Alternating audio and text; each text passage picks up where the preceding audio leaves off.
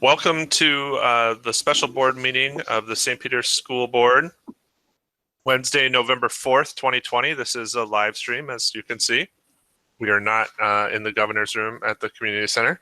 I would entertain a motion to call the meeting to order, or I'll just call the meeting to order, and then consider a motion to adopt the agenda. I so move to adopt the agenda. This is Lokenskard. Thank you, Tim. Do we have a second? Hager, second. Thank you.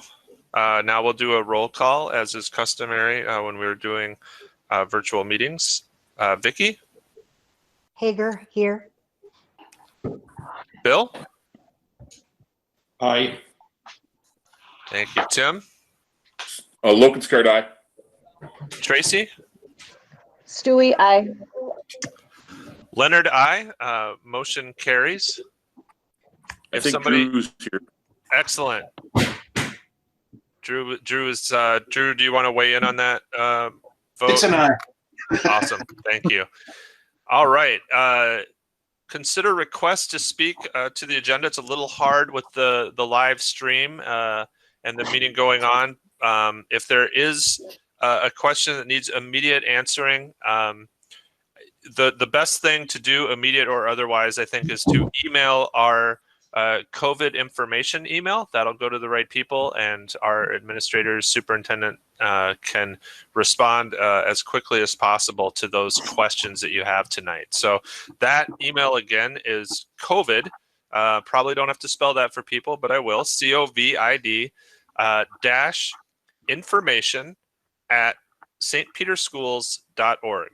That email again is COVID-19 information at stpeterschools.org. That's also found on our website as well, and I encourage people to use that as a way to ask questions.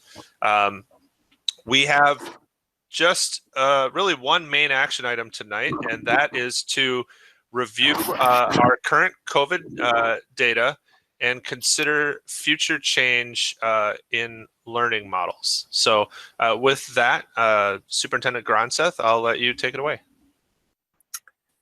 Thank you, Chair Leonard. And I'm going to share a presentation.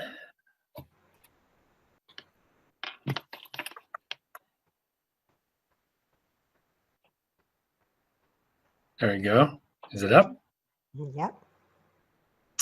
And if just a tip, if you want it to be larger, you can click on that and pin that screen, and then it will be bigger, although you won't be able to see all the people on the screen. So tonight we really want to take a deep dive into the data relating to COVID, kind of go through some of the steps that we've gone through since really last spring. And we do have our administrative team here. We have Rachel Fitch, school nurse here, and we are happy to have Jody Fishnick from Nicollet County joining us as well. And so everyone will be chiming in throughout the presentation on different pieces. So I really want to review how we got where we are right now. We developed plans. There were some last spring. We worked all through the summer. And then in August, we presented our reopening plan to the school board in early August, August 4th, actually, and the board adopted that. And then through a motion of the school board at the regular August meeting, we decided to start the school year in a hybrid model, K-12.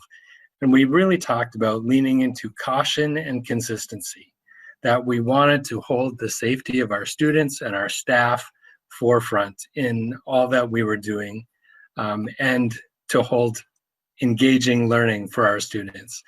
And throughout this time, we've been monitoring the health of the community by looking at numbers, following our own numbers, and have shared weekly updates with the school board and with the community through emails and phone calls And then we've also revisited that at our regular school board meetings. And this has really served us well when we've been in the hybrid learning model with smaller class sizes, reduced number of students on our buses, social distancing while we're in school. We've been able to maintain that 6-foot distance for the most part, and then having all the protocols in place of hand washing and regular cleaning of those high touch surfaces like door handles and railings and computers and everything else that we've been doing, and having defined routes in our buildings. I'm sure you've seen the arrows on the floor and the lines on the floor to make sure that we're avoiding contact with others. And then our regular cleaning routines and disinfecting, and closely monitoring all of those cases and the quarantine. And that, because of that, we've been able to avoid close contacts for the most part during the school day. We have had now, this says 1, now we've had 2 as of today, close contacts during the school day. One of them was because of a furniture arrangement. As you know, students and desks, sometimes those desks scoot around a bit, and a few of the desks ended up closer than we would hope for, and that ended up in a close contact. But we have since corrected that, and we'll be checking on our classroom furniture arrangements a little more often. So we also have done some summaries over the past, I guess, 2 weeks ago now, and we have some summaries, and I'm going to have the principals share those summaries with you. I know there wasn't one done in early childhood because they've been able to have all their students in smaller class sizes, so they weren't asking their parents how hybrid learning was going. So we'll start with South. So Doreen. All right. Well, we had about 148 responses. So if you consider the fact that we have around 300 students at South, when we break that down, 53% of the people who responded were kindergarten parents, 43% were first grade parents, and 4% of them have students in both kindergarten and first grade. And what we really wanted to know was, when you look at the year, how has it been? Has it been pretty much what you expected it to be? Has it been better? Or has it been worse than what you anticipated? And as you can see on the graph, we were able to have about 83% with 58% saying it was as they expected, and 25% of our parents saying it was actually better than what they expected it to be. Another area that we looked at was communication. We wanted to make sure there's that fine line of how much is too much, and where should that information be coming from, and where would you like more from? And as you can see, 81% felt like the district level communication was just right, 74% at the building level. And I do have to say that 78% felt like the communication from the teacher was at a just right level. And that's one of those areas where I looked, and we definitely are going to be increasing the amount of information that we send out from South. Trying to do an every week, just a little gathering of information, like this is kind of what's going on specifically for South. So that's something that we've already, in the time from when the surveys came in until now, we have already put that into place. The next slide should have where we asked about the workload. Again, we've never done this before, and trying to figure out what is the plan to do? How much is too much when these students are working at home? And when we asked about the workload, we had 76% respond that they felt like the workload was just right. 7% felt we were sending too much, and 18% felt that we did not send enough. We also needed to know if what we were giving was at the correct rigor. And the numbers are pretty aligned with the just rates. So 77% of our parents said they felt it was just right. 1% felt that the rigor was too much, and 22% felt it was not enough. So I met with my building leadership team. We also had comments, and just to share a little bit some of the things that are going well, we asked them, and they were very, very complimentary of the staff and of the fact that we have put safety protocols in place. So those were two of our comments of things that are going well. Things that they did not feel were working well. Of course, the number one comment was that they just feel like their children need more time in school, and I don't think there's any of us that would disagree with the fact that this is a little less than ideal. And the other comments that they did not feel were going well was in the beginning we experienced some technology issues, and I do believe that through some of our instructional pieces that we've put in place, invited people in and reached out to people to help resolve those. Hotspots were an issue at the beginning. I feel like some of those pieces have been addressed, but we will continue to reach out to people that let us know that they're having any difficulty with technology. Thank you, Doreen. And North. Yep, good evening, everybody. I think it's important to point out, as Doreen just finished up, the survey results from South is across kindergarten through 4th grade, we have pretty much the same structure set up for learning. Just keeping in mind that we have certain people that are designated as distant learning teachers, roughly 2 specific teachers at each grade level that provide distance only instruction at certain days. And then the rest of the teachers at those grade levels have a mix of students in class on both A and B days. So you find a lot of patterns across both of our buildings. So just looking at the data overall at North, we have approximately 470 students this year at North, and we have just short of 300 respondents to our survey. And that's broken down basically by thirds. There were about 100 respondents per grade level, so very evenly distributed all the way across. So overall outlook, you know, about 83% or 83.2% of the parent respondents said with hybrid and distant learning models, either met what they were thinking it was going to be or exceeds it. And when you looked at some of the specific comments in that area, parents talked about how I found the pattern that parents shared that it certainly had a different feel from last spring. And so some of the conversations that I've had with parents around that topic, we described last spring's instruction as kind of like a emergency response to instruction, where the training and professional development over the summer has really helped people feel better about a blended approach to learning rather than just kind of getting information out and having students kind of practice on their own. It's more responsive. So you could definitely see in the results in the feedback form that parents could tell it's a different kind of instruction that's taking place this fall. Also, as far as communication goes, very similar to South. Parents and guardians felt like it was just pretty much right about a communication at the district level. As compared to the classroom and the building level, they were at about 81.8%. So not a ton off, but I have had some conversations with parents about how do we get that right fit feel from the teacher, from the building, and in the district level. I don't think the district should take a different approach to communication right now. That's really solid numbers.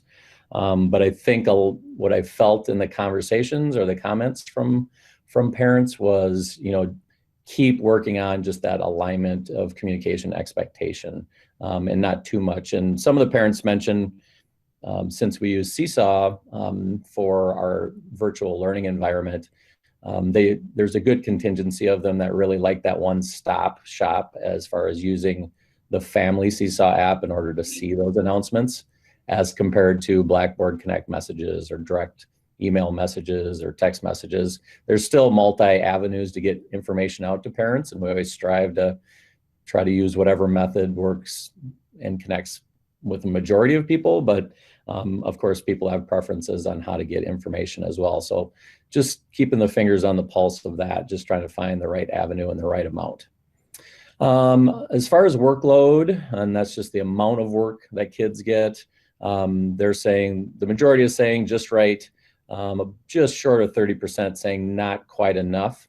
So just a little bit more work, but that's a fine line too. I mean, it pretty much parallels what the rigor level responses were.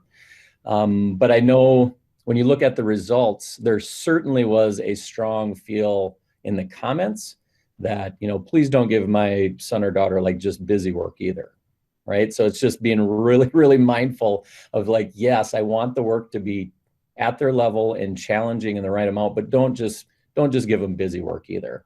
So really, we can drill down to the grade levels and try to pinpoint the teams at second, third, and fourth grade to try to figure out, especially during conference time coming up, and get a real feel for each individual family, how that workload and that rigor levels are at. And matching what Mrs. Elke said, and in other comments, there definitely was a pattern on kind of two different ways. There was a lot of people saying like, wow, like this is turning out way better than I thought it would. My son or daughter is learning way better than I thought they would in this model. But then on the other side, there were people like, well, my son or daughter this is challenging. It's challenging to balance all of this. I'd love to have the kids in full time. Yeah, we see a pattern with all of that. And I just want to make it clear with everybody, we certainly want the kids in full time too. That wasn't a question in my mind. We want the kids here. We know that's easier to manage learning. But obviously, we're trying to do it the safest way possible for everybody. So I do want to thank parents for, 300 responses. That was great. Thank you, Darren. Mm-hmm. And now to the middle school. Right at the middle school, our students are a little bit older, so we were also able to give a student survey. We had a student survey with 546 respondents. That's about 80% of our kids, and that was pretty equally distributed amongst all grades 5 through 8. And then we had 260 parents respond. We've broken down the results into kind of an overall outlook, communication, workload, and rigor. The overall outlook, I was pretty pleased with these results. Students have a positive outlook on the year. 89.6% of students said that the year so far has met or exceeded their expectations, as compared to 82.1% of parents. In communication, 86.5% of parents responded that we had just right amount of communication at the district level, as compared to 78% just right at the building level. So it's really got us thinking about what we're communicating, how we're communicating it, and when we communicate it at the building level. 88.6% of students reported that they knew what to expect from teachers. And that question was really designed to see how is our communication from teachers to students in terms of those expectations on what they're supposed to be doing each day. For the workload section, 80% of parents and 73% of students reported just right amount on in-person days. So those numbers are relatively high as compared to 55% of parents and guardians reporting just right on the distance learning days.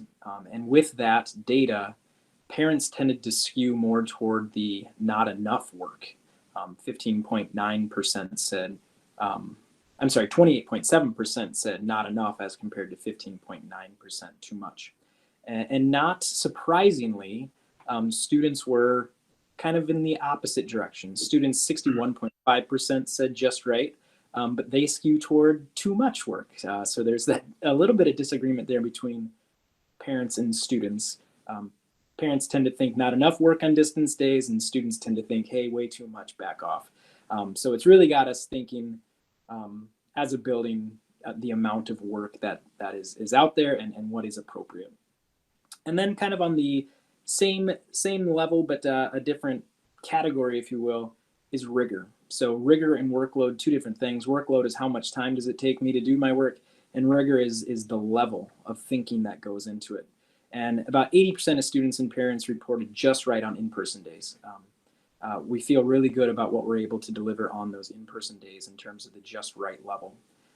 61% of students reported just right on distance learning days, and those skewed once again toward too much rigor on those distance learning days, where parents once again skewed toward not enough rigor.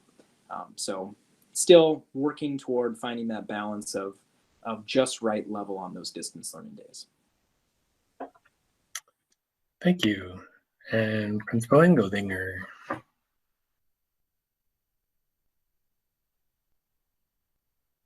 I would echo most of what my colleagues said about our results. And again, at the high school, we were able to also survey our students. So we had 185 respondents from our kids, 309 from parents. So thanks to everybody who took the time to take these. Parents and students were pretty equal at 89% and 85%. And their overall impression of our current model either meets or exceeds their expectations. So I was pleased with that. They know what to expect for the most part from their teachers and their classes. Where the parents and the students differed, again, I would concur with Mr. Graff in the workload. They were almost exactly opposite, and the amount of parents who said they thought the workload was maybe not quite enough to too much from the kids. One of the comment questions that we asked both was, what's something that's not working? Perhaps the best response that I got from that was my son. But other than that, it was kind of the same comments about and about equal those who think that would, obviously we'd all love our kids to be there every single school day, from those who really felt that kids should be there more, to those who were starting to get nervous and wanted to stay the course. Let's see, the communication question at the high school was an interesting one and there were a few comments on it, because at the high school, depending on your kids' activities or interests or courses, it comes from a lot of different areas, whether that's the counseling office, the principal's office, or the activities office, or individual teachers. So that was kind of all over the board, but mostly said communication was just about right from the district, and about 80% said it was just about right from the building. And I think that, again, there were about equal amounts of too much and not enough workload and rigor at the high school as well.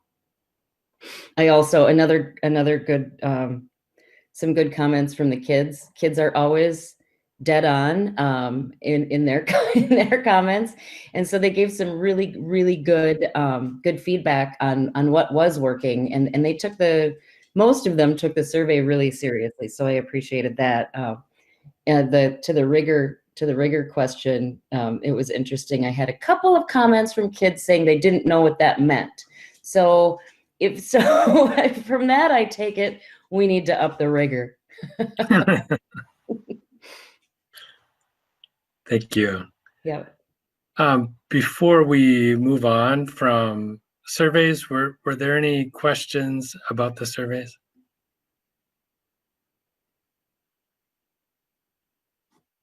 This is Tracy. Not really questions so much as, that observation with the workload being, we have some people who are in the middle, but, we have, people on both sides if it's too much or not enough. And I think that just goes to say, as we all know, the individual of those kids, because there's some kids that are going to breeze through it and some kids aren't.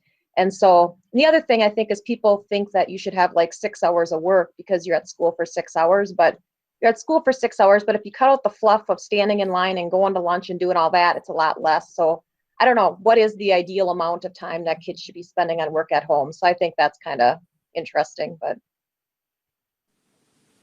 it's not a question, it's a statement. Right. I think that's a really good point, Tracy, because there are so many transitions during the school day, and that doesn't equate. 7 hours of at school doesn't equate to 7 hours of instruction and practice and learning and things. So it's a really good point. And if I can comment also, Tracy, excellent point. It really speaks to our need to continue to look for ways to differentiate. It's so much easier to do that in person, and how do we get smart about doing that on our distance days? So very good point. Yeah, because there might be some kids that could sit down and do 4 hours of work, but it would be like pouring hot wax on the Stewie kids if we wanted them to sit down and do that for 4 hours straight. You know what I mean? It's just, love our kids, but everybody's just kind of different what they can handle. So. Okay. So Minnesota Department of Education and Minnesota Department of Health have been really valuable partners through all of this. And I've said it many times before, we are educators, we are not medical professionals. And so we really look to guidance from others when it comes to all things COVID. And we have weekly conference calls. Actually, we have every other week with the county. And Rachel, our school nurse, has weekly calls with the Department of Health. And I invite other administrators to join me when they're available, have weekly calls with the Department of Education. And that is a lot of things to do with all of the requirements and recommendations and the financial pieces and all of the different areas that we have to consider. And there have been many, many, many changes and updates as we learn more about COVID-19 and as we learn more about the challenges that we face as educators in an environment of COVID-19. And I understand that we have another conference call, a special one with the governor coming up on Friday, where we are going to learn about perhaps another wave of changes for us to look forward to. And then state and federal actions in response to COVID-19 also affect the requirements. Along with that funding come more requirements too. So we always have to be mindful of those. And in a recent letter dated October 27th, and I don't expect you to read this, it's just kind of summary pieces. We got a long letter from the Deputy Commissioner, Heather Mueller, who really takes the lead on many of our COVID calls and many of our communications. And it was really kind of restating that some of the pieces the state has been looking at and how we go from one model to another. And they talked about that chart of 0 to 10 and 10 to 20 and 20 to 30 and then 30 to 50, and how their intent was that was really about setting our initial learning model, and that from that we take what they're calling a scalpel approach, which they mean they really want to dig into the data, not only look at your county data, but look at how is it being spread, where is it being spread, how many cases do you have in school, how many do you have in quarantine, are you seeing transmission in your own community, and how is it being spread and how quickly. And so that's really what got us going on this deep data dive, along with a call that we had from MDH and the county about it might be time for us to take a really close look at our data, and we'll see why and as we progress here. I did want to point out though that yet again the Commissioner's Office, MDE, wanted to point out that if we are in distance learning, and that's that fourth bullet point, that if we are in distance learning because of our numbers, you cannot participate in activities in athletics. And they have been restating that several times over the past couple of weeks, and are getting a bit more directive with that. And then they wrap it up by saying a little reminder that you need to follow all of our guidance and our requirements, or we will step in and do that ourselves. So it's just a friendly reminder to follow the state guidance. That's how I took it anyway. So there were some specific areas indicated for a data review. One would be the county rates, so we'll go over those. And then school rates of positive cases and quarantines, how many close contacts are happening, our staffing capacities, how many teachers are we missing, and are we able to cover those absences, and then just anything else that is pertinent. So the first area I want to look at, and Jody, you can feel free to dive in anytime that you want. So, and then she disappeared. That's funny. Not really. She was probably trying to and she maybe hit the Yeah. wrong button. That's what I think. So, well, if she comes back, she can jump in. So looking at the county COVID-19 data, there are two numbers that we talk about and two numbers that I communicate in our weekly messages. One is the official number, and that official number is actually 2 weeks behind where we currently are. That's so they can scrub the data. They can take out any cases that maybe were from another county, and they can also add cases if there's a backlog, which I believe there currently is. Oh, welcome back, Jody. I was just saying, feel free to jump in whenever you have information to add, or if I say something wrong. So if they have a backlog like they do right now, they sometimes need that extra time to be able to put those cases in the right time slot. It's not that those people aren't being notified, it's that they're not being entered into the system, and so they're not officially counted. So the latest official numbers are for the week October 4th to October 17th. Of course, that will change tomorrow when we get new numbers. So our official numbers for Nicollet County, 24.57, LeSueur County, 33.23. We look at both counties because we do serve both counties, although about 1,800 of our students are from Nicollet County. So the majority of our students are from Nicollet, which means about 400 to 500 are from LeSueur County. So it's still a significant number of students in LeSueur. So our current but unofficial numbers, this is a number that I got from Cassie Sassenberg from Nicollet County just today. The period from 10/16 to 10/30, the number jumps to 48.25. And then LeSueur County, the latest number I had for them was through November 3rd. They're at 47.4. So you can see that that is quite a jump between 2 weeks ago and today. And today, Minnesota across the state had the highest number of cases recorded yet to date. So it's increasing rapidly, unfortunately. And then as I said, the counties have indicated that it's being spread at social gatherings, not necessarily large social gatherings, but just social gatherings, getting together with people, getting together with friends, going out to eat, having people over, sometimes those conversations at the end of the driveway, athletic practices and athletic events. And I want to say that it's not necessarily the players while they're playing, but it's what's happening all around those events.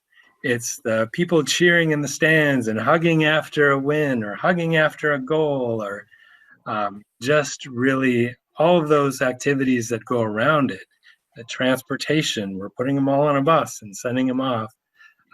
So all of those times are of concern. And then we are seeing some cases in long-term care facilities. And we'll kind of dig into this data further to really understand where are these cases and how are they being spread. Bill? Yeah. Sorry, I didn't mean to interrupt. I just, No. and I don't want to speak for you or public health, but I was digging around on the numbers a little bit too. And, part of that scalpel approach, I think, is looking at neighboring counties, is looking at the state. What direction are people going in? Are we an outlier? We are kind of an outlier in that we're on the low end right now. I was looking at numbers that varied slightly. So this based on the new numbers may be a little bit different. But 64 counties out of 87 have higher rates than us. The counties around us have similar rates. Redwood County, I think, if the numbers still hold true, has significantly higher rates than us. So it's not as if we are the only county that has a weird number because it's concentrated in a healthcare facility or at a college. This is really becoming a widespread statewide issue. I heard something today that we're at like 98% capacity for ICU beds in the state. So these numbers are widespread and concerning. And the other thing I would add, and I'm sure we'll talk more about this too, we're talking about actual cases with these numbers, but for every case, how many close contacts are there that need to quarantine? So even best case scenario, those people don't get sick. We're talking about, I'm guessing, double, triple, quadruple this number that is forced to quarantine and taken out of the classroom, kids and teachers and paras and custodians, and so the effect to the school isn't just the number of cases and where those cases come from. It's the people that are close to them and all of that. So it gets to be a really big number. This is Tracy Stewie. I just have a question. I would like to clarify. So when we say that the Nicollet County numbers are 24.57, that really truly is just a number. Those aren't the number of people in Nicollet County. That's just like the number that comes out of the magical equation. Is that correct? So the number of cases then is about 3 times that. Okay, that was my question. Okay. So there's about 33,000 people in Nicollet County. And so they take the number of cases and divide that by the number of people in the county divided by 10,000. Okay. So really, if you think about it as it's about 3 times, so really there'd be about 75 cases in the county. And that's what I thought, but I think that's just something that people need to remember. We don't just have 24 people in Nicollet County. We have much more than that, or whatever it is. You know what I mean? Because that number can be confusing. To clarify, Tracy, the case rate is the number of cases per 10,000 population. It's just a way of standardizing that number so we can compare it here and in other counties or other states, that type of thing. So in Nicollet County, we have a population of about 33,000. So last week we had 81 cases, which for much of this time this summer, our cases we were really slow to start off in Nicollet County, and we had a long-term care outbreak. And so our numbers stayed really, despite the long-term care outbreak, we were under 100 for a really long time. But then, pretty consistently, like from, probably the middle of June on, we've been in like the 30 to 40 range. And then last week we jumped up to 75 cases in a week, and now this week is 81. It's pretty regular for us to see, 10 cases or more in a day. And that's 81 cases so far this week, right? That's for that period. So that's not, that's for the period that would have ended on the 30th. I understand that in Blue Earth, there was 53 cases today. But I can tell you over the weekend, but the 2 days, I believe we had about 40 cases on Saturday and Sunday. And so, okay, and we're gonna get into where those numbers are coming from, correct? Yep. Okay, thank you. That's where I'm headed next. Great segue. And I did want to point out that about 40% of the current cases are in St. Peter, and we are about a third of the population of Nicollet County. So looking at Nicollet County cases over time, I think it kind of speaks for itself, where we are at an all-time high for our county, just like Jody was saying. In June, we started off pretty slow, and then we kind of had a couple of peaks, and now we're having the largest peak that we've seen to date. Did you want to add anything to that, Jody?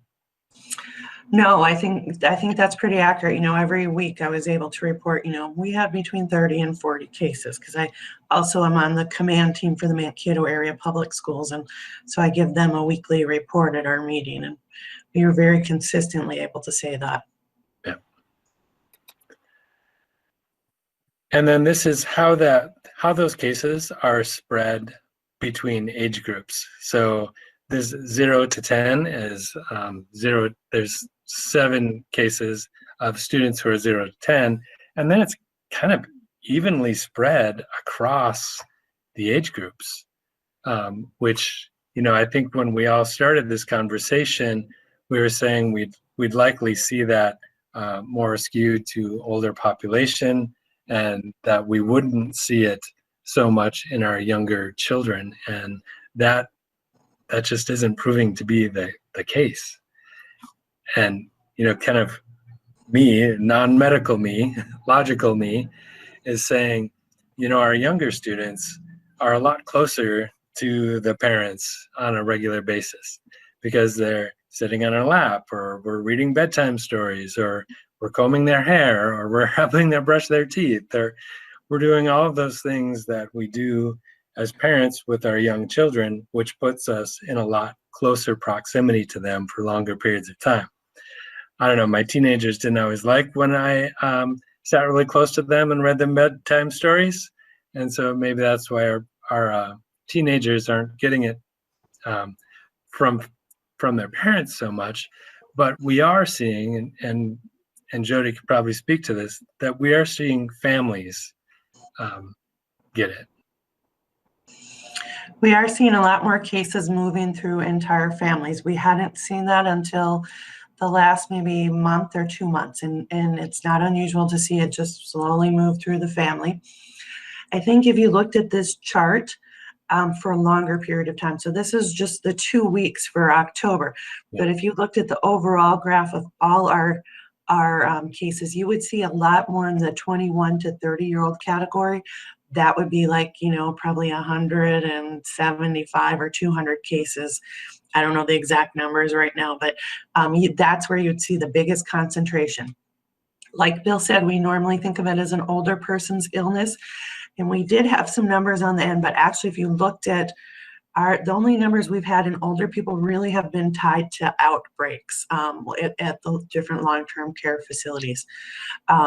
So it's really that group of 20 to 30. We saw a big bump in those cases over the summer. Kids going out partying, going to the bars and restaurants once they reopened, that's really where we saw the bump. The 10 to 20-year-old category started corresponding with that, as did the 31 to 40. Now it's kind of all over the board.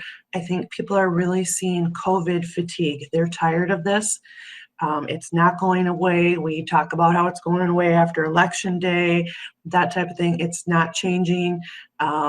And people are just tired of it. So they want to do what they want to do. And I expect that'll be a lot worse for the holidays. Because, we've been cooped up at this point for the better part of 8 months, and people aren't going to want to do that much longer. Jody, this is John Carlson. Hi, John. I don't think that anybody. I didn't have the impression that it was less contagious for 0 to 10 and 11 to 20. I just thought it was the symptoms had a tendency to be less severe or less dangerous in that age bracket. Would that be true? I would have to look, John, at specifically how that was phrased, but when we went to the Safe School Plan, part of that was really contingent on, for the younger children, they were less likely to get it and less likely to spread it, if I remember correctly. So there was a piece there. Does anybody remember exactly what that was? That was a concern, but we are seeing plenty of cases in the 11 to 20-year-old category right now. And I think you have access to this data through the county. Or are they ending up as hospitalization or anything? Or we're really not seeing that in the younger group. I would say once we kind of get into the above 50 is really more when we're seeing the hospitalizations. Thank you. Mm-hmm. Although there was just an article in the paper that a 13-year-old died in Missouri. And I know that more locally, and can't really say a lot about it, but I do know that there is one student in our region who's in the ICU. So, I mean, it's not unheard of that children get sick. And I'm sure it probably gets worse when you have underlying conditions besides that. Yeah. Well, It definitely gets worse. sorry, Jody, I didn't mean to interrupt you. That's okay. It definitely gets worse when you have underlying conditions. Yeah, I just want to add too that, you know, when we're mostly, as we should be, focused on children normally at school, because that's what we're trained to do as educators, or you're trained to do. And the school board really focuses on teachers, but we have a lot of adults in the building, and students have families. And so, you know, we don't want kids getting sick, but if adults are at equal or greater risk, we have to consider that as well. And Jody, maybe I can have you explain this graph. You probably know more about it than I do. Sure. You know, if we looked at overall, because if you stretch out the time period, just like with the last graphic, it's a little bit more informative than 2 weeks out. But we really are seeing a lot more community spread. We have people that tell us they don't know where they got it, which usually is a community spread then. We know they got it in the community, but they don't know where from. Again, basically the same thing. But what's really kind of unique more recently in the last maybe 2 months is we've been able to see where people get it from and watch it move. So it's more or less community spread. There is still some in congregate living. We do have an outbreak going on right now, but just the majority really is in the community. And when I talk about community, I want to caution, a lot of times people say, well, I went out grocery shopping or I went to Target, whatever. That's really not the kind of exposure we're looking for.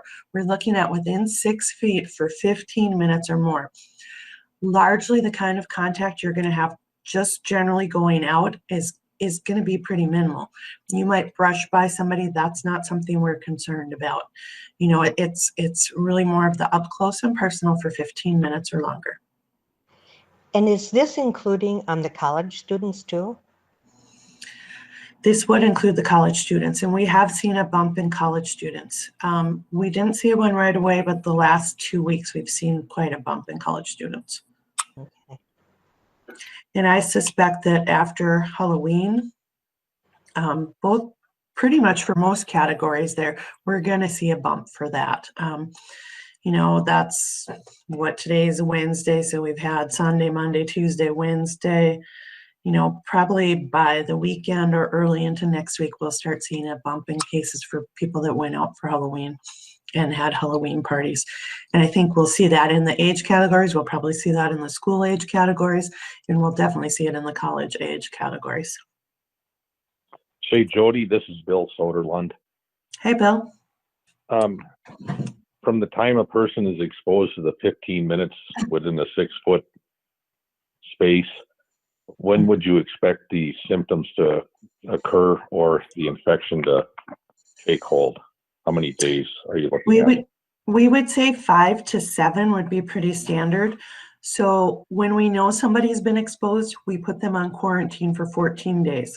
And the reason we go with 14 days is because it can take from 2 to 14 days for COVID to develop. It can go right up to that 14 days. That's why we don't want people to leave the house before that. But the sweet spot, the average is about 5 to 7 days. That's why when I count those numbers out real quick, it's like, what's 7 days out from Halloween? And you know, that'll be early next week. This is Tracy. And so just so I understand this too, because this is just confusing. So like say I was on quarantine for 14 days and I'm tootling along and everything is good. And then on day 13, I start to develop symptoms. Then when can that person actually then like go back to school or go back to work or go back out in the community?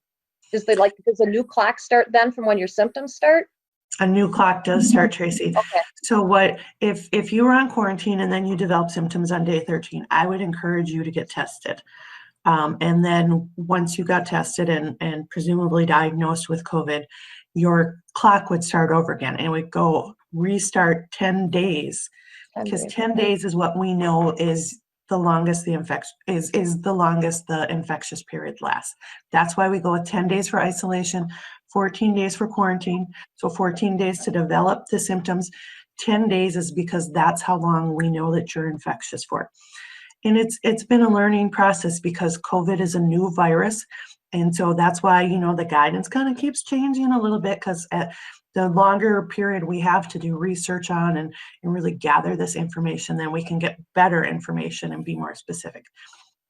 So Okay. in your case, then you would, we'd restart, we'd go back to the day of symptoms and then count out 10 days, because that would be when you'd be most infectious. Thank you. I should clarify too, because we have some kids in the school district in this situation. But if you have, say, let's say we've got a parent home, we've got mom home, and she's COVID positive. Okay, well, her kid has to stay home with her, and say that kid is, you know, maybe just in kindergarten. Her kid has to stay home with her because the kid is on quarantine for being a close contact. So what would happen is mom would serve out 10 days of isolation. Basically, the kiddo, assuming that they could not be separated from mom would still have to take care of them, interact with them. Some people can isolate, they can send the kids to live with relatives or that type of thing. But then that turns into, they do the 10 days of isolation with mom, and mom could go back to work, presumably. But then that kiddo starts 14 days of quarantine, because it's that last exposure to somebody while they're infectious.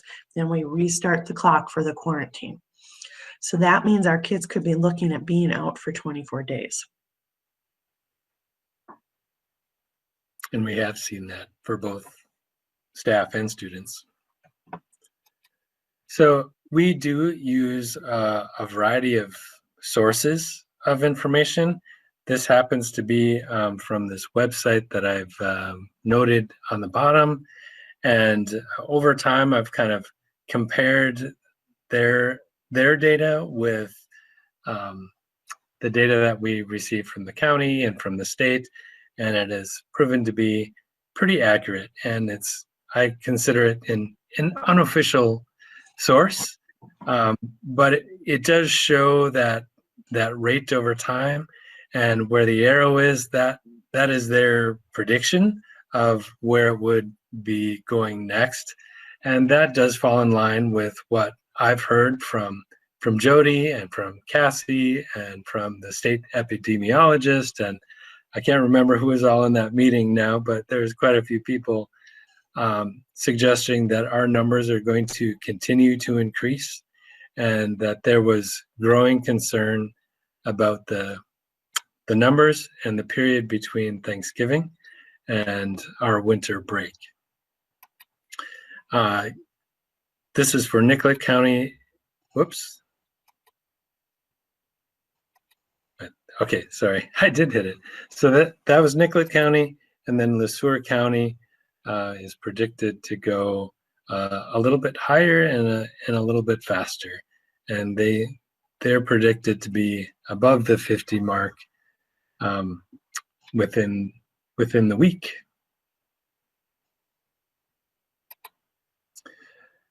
So based on that, we did receive some recommendations from the county that they recommended that we consider going to a more restrictive model, including full-time K-12 distance learning beginning in mid to late November and running through until January.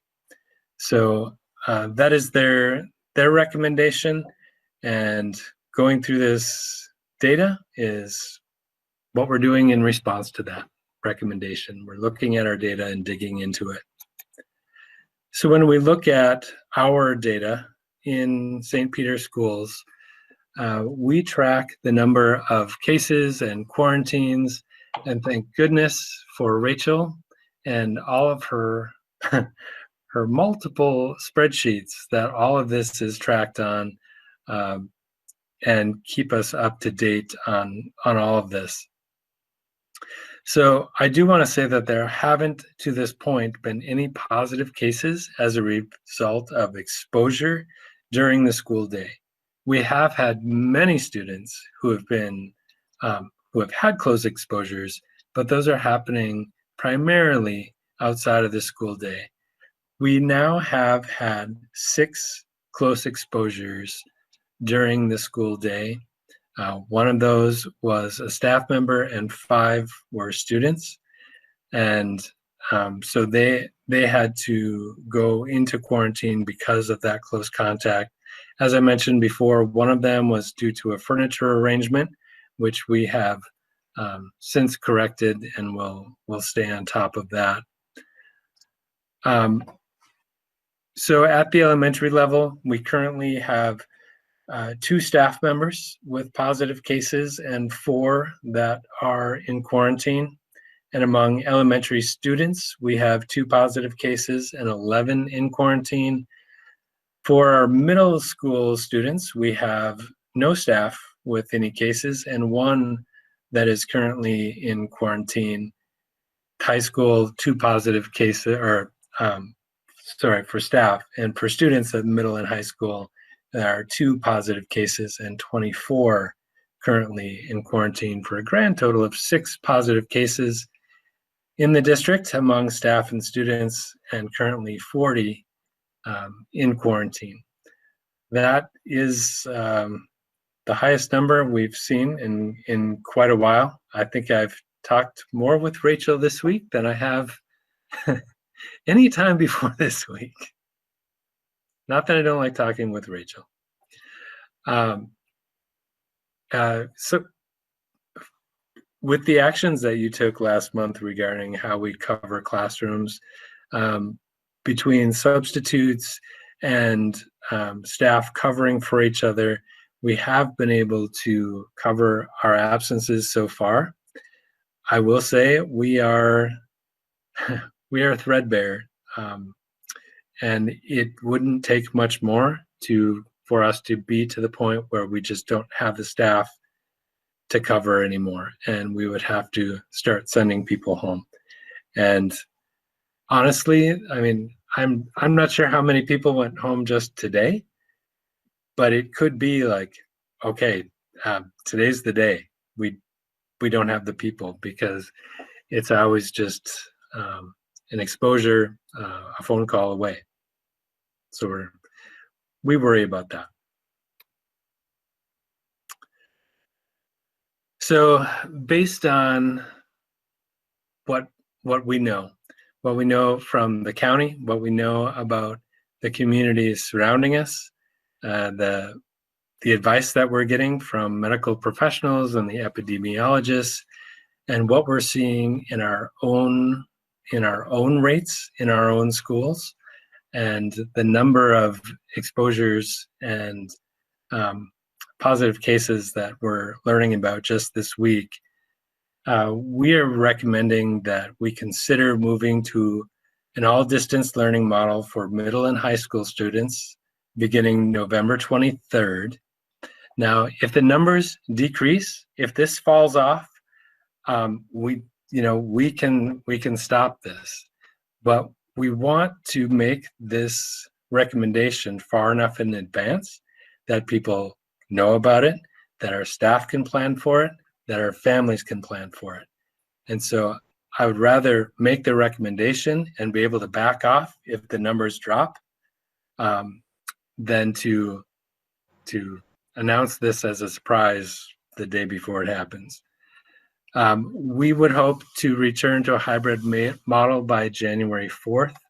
This would be dependent on the health of the community, and we would need to come back together. Of course, we're going to continue to monitor those numbers, talk with MDH and the counties on a regular basis to monitor that. For some reason, we were able to come back before that because I don't know, COVID disappears for Christmas. That would be amazing. But going into it, we would be looking at January 4th. Transitioning the elementary schools would also need to be considered as we watch those numbers. If we get to the point that we're above 50, then we need to start considering our elementaries going to distance learning as well.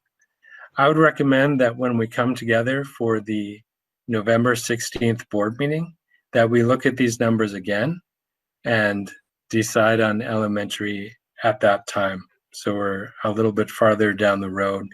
But I do want to give people a heads up that that's a possibility so that they can prepare for it, be thinking about what are my kids going to do? Of course, Saints Overtime, Tammy's here. Saints Overtime would be in place if that were happening, and we're working through all the details of that as well. So tonight you have a few options as a school board, and I'm sure we'll have lots of conversation before we get to this point, but I want to let you know that you could make a motion tonight that we would plan on having our middle and high school in distance learning starting on November 23rd, with the understanding that we're coming back together on the 16th to revisit those numbers. And if they've dropped, we can change our mind. Or if they've increased, we can add elementary to that. Or you can make no motion tonight and just wait until the 16th. In my mind, the benefit of making the motion is that people understand, okay, this is a real possibility and it's coming, but they will likely know that anyway. This is Vicki. I'm just wondering, with the recommendations that you're making now, do you think that there might be changes coming up with your meeting you're having with the governor on Friday? I don't believe so. I think that has more to do with the details of the services that we're providing. Okay. They've kind of given us a hint ahead of time, and that isn't what, although there was much speculation, and I think that's why they came out with an embargoed list of things that they'll be discussing. Okay. This is Tracy Stewie. So I have a question too. So if we're looking at this distance learning for the middle school and high school, will there be consideration given for kids that just they just struggle with the distance learning and they aren't succeeding? And we know that because we saw them sit from March to May and we just can't have you don't want to, I mean, all kids are important, but there's some kids that can do it and there's some kids that can't. And whether it be academically or because of a disability or whatever it is there a way to still bring those kids in? Because my understanding was they did add something to the Safe Learning Plan to allow for that, and if that's been considered. Thank you so much for asking that. Yes, that is a huge difference from the guidance that we had last spring, where we were told nobody comes in.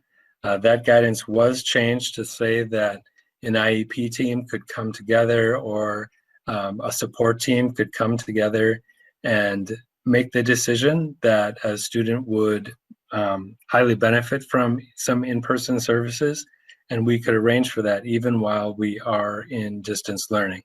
So that would be students who receive special education could qualify. It doesn't mean that if a student has an IEP, they would automatically need that service, but if it was decided that they couldn't be successful without that, we would provide that, or English language learners, or students with a 504, or students who are receiving intense interventions to catch up. There are a number of reasons that we could decide that a student would need in person, and we have developed some rubrics, and we're working on fine-tuning those for us to work through to decide which students that would be and what those models would look like. It would really be individualized based on the student's needs. Okay, so this is an opportunity for parents too, to just be honest with what you can and can't do. I mean, the school doesn't know what they don't know, and so not every kid that has an IEP, like you said, needs that. But there's some kids that maybe don't have an IEP that do too. So I mean, just to speak up and get help if you need it, because we can't have kids just coast for 18 months or however long it's going to take. Superintendent Gronseth? Yes. This is Bill Soderlund. Just to go further with what Tracy was asking, if they don't have an IEP or a 504 English language learner, if they're just a general population student that we're losing because they're not keeping up, do you have a rubrics to address that for those students? I'm predicting that's one of the areas that we may get more guidance on in the next couple of days. But it is my understanding that if a student is receiving some kind of intervention, so they don't necessarily have a documented disability, but they need that intervention to be successful, that we could bring them into. So they wouldn't necessarily need an IEP or a 504. Good, because there are going to be students, and I assume we have several examples that they're not, they're just general population students that are going to have some trouble here. So it would be nice to have a plan in place where you could bring them in, even if it's for a day a week, just to get them caught up to speed here somewhere. So I'd appreciate that. Thank you.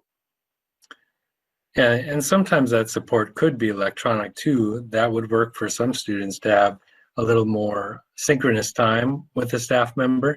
It really will kind of depend on the skills of the students and the access they have to help at home too. Superintendent Gronseth, how's the substitute? We raised the pay for substitutes. Has that had an impact yet? And would you please advertise it as long as we're in a meeting, public meeting? Absolutely. There are posters that have been posted throughout the area and at Mankato and some of the campuses. And if you're grabbing a coffee or a cookie or doing some grocery shopping locally, keep an eye out to see our posters around. We have had a few more paraprofessionals to interview, and as I understand it today, someone called that they had seen it and heard about it, and it was actually a licensed teacher who lives in the area and said, sign me up, let's do some subbing. So I think it is helping. Could you go over the rates, what it is, what the pay is? Sure, thank you. Yes, we increased the substitute rate to $175 a day. And, it's really a great opportunity for people who want to try on teaching, or maybe they were teaching, or perhaps they have a license in another area that they're considering, and it's an opportunity for people to come in and try that. When you sign up to be a substitute for us, you always have the choice of accepting jobs or not accepting jobs, and letting us know if you'd prefer working in a elementary setting or middle school setting or high school setting, or I want science or English or kindergarten. Kindergarten's good. And so it really offers some flexibility. And so does our paraprofessional substitutes, make $12.65 an hour. And they too work in a variety of jobs throughout the district and at all levels. So that's an opportunity if you enjoy working with students, especially working one-to-one with students or with small groups, you might want to try that. And for the substitute teachers, all you need is a 4-year degree. It doesn't have to be in education. It can be in anything. And for our paraprofessionals, there are a few different ways to qualify for that. If you have an associate's degree or 2 years of post-secondary education, or if you take what's called the Para-Pro test and pass with a score of at least 460. I feel like I just did a commercial. You did well. I have another question. How many total people do we have, students and staff combined, in the district? Would it be safe to say 2,300 maybe? 20? Probably a little, yeah, right around there. Okay, and we only have 6 positive cases, correct? Yep. So what percent is that? Someone that's a math teacher, maybe help me out. Not a math teacher, but I have a calculator. All right. Seems like it's less than 1%, I think. Yeah. That's currently, John. Yes. We've had other fluctuating levels of cases, Right. but at the moment, that's where we're at. Right. Well, that's what we've got to deal with. I think the other thing that when I think scalpel, I think figuring out where are these cases originating, how are they being dealt with, and I mean, this still seems like broad strokes. We have three parts of our community that are either enclosed or somewhat enclosed in the state hospital,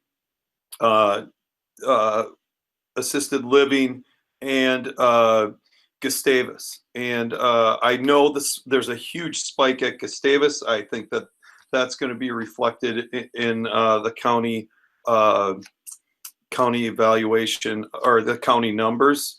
And the protocols at Gustavus are very strict. I mean, not as strict as they can be in an enclosed setting, but the number of people in quarantine up here is very big, and there's places, and a lot of people are quarantining at home. They go home for that. And so I think part of the jump started the weekend before Halloween.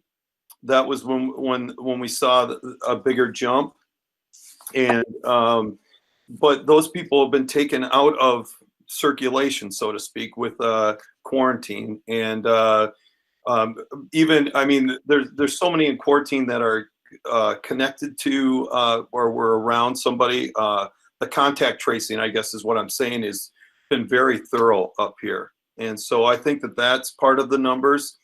I think using Kasota is a sliver of LeSueur County. You know, where are those cases in LeSueur County? There are people that can help us with that to kind of figure out. And Nicollet County, like you said, we're would you say a third of the population? Mm-hmm. So I mean, we can figure that stuff out too. I just think that's what I thought of when I heard scalpel. You know, are we really getting down into where this is happening? Because you know, so that we're doing a better evaluation, a deeper dive into where these cases are originating and where are they being contained.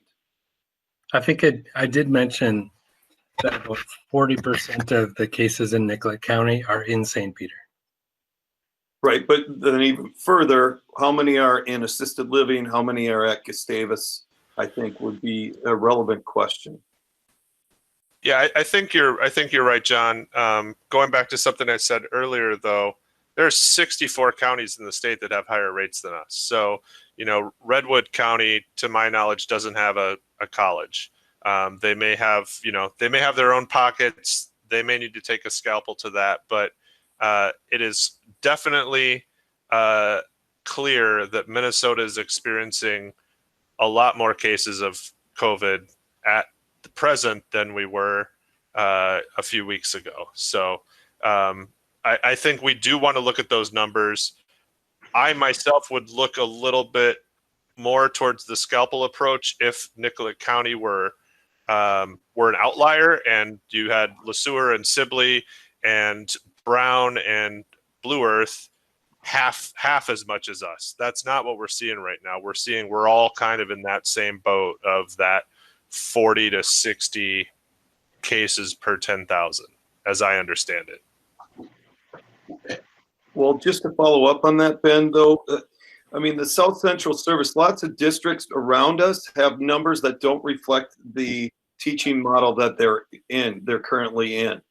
And one of the things, South Central Service has a task force that helps you get down to the scalpel level that these districts, it's my understanding, are using to help them figure out what are we really talking about as far as safety in the community and whatnot. And so are we using the task force with South Central Service like other districts are? Well, there are other districts in our area that have gone to distance too.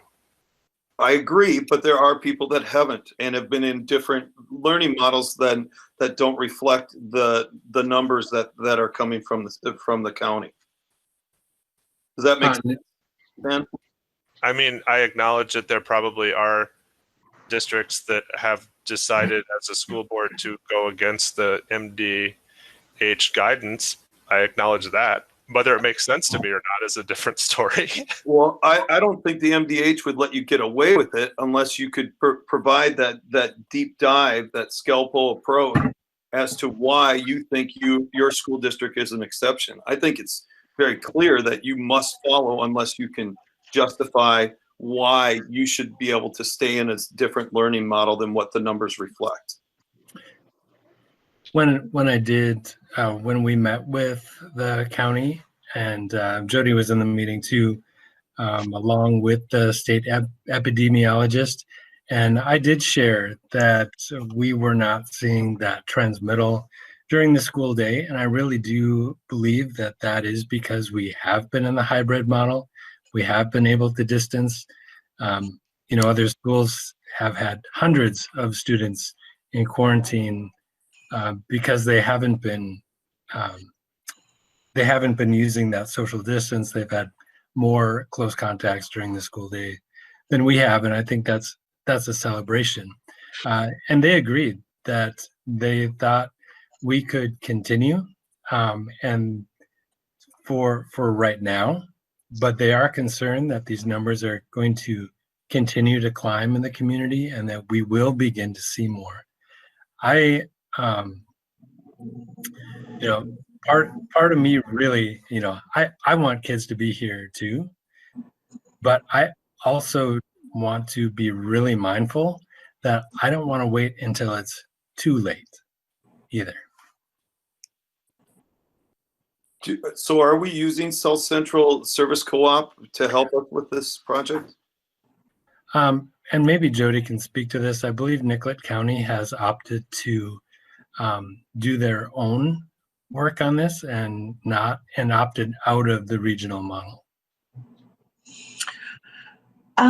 Kind of two different things. The case investigation, you can kind of give that to the service cooperative, and we've been doing those locally.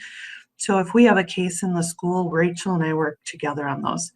And to what you've been talking about, I really think the school district has done a great job of keeping those desks 6 feet apart, keeping those kids apart. The hybrid model has worked very well, because when we go in and we look at these cases, and the masking too, when we go in and we look at these cases, it's like, yeah, they were in school on Tuesday, and at this point we're at, Thursday, and they've only been in school one day during the week. That makes it a whole lot easier, and people can remember what happened. So we will look at that, and then, like, I'll have Rachel go through and talk to the different teachers. I'll interview the people involved. And we are really not having to take a lot of people out because the staff is really doing a good job. I would completely commend them on that.